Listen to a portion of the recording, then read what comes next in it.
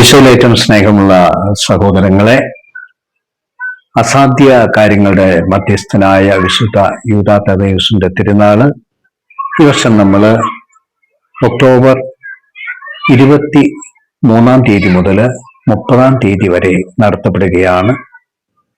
23 വൈകിട്ട് 4:30 ജപമാല, തുടർന്ന് ദിവ്യബലി, നൊവേന, ദിവ്യകാരുണ്യ ആശീർവാദം എന്നീ ക്രമത്തിലാണ് നടത്തപ്പെടുക. 26 ഞായർ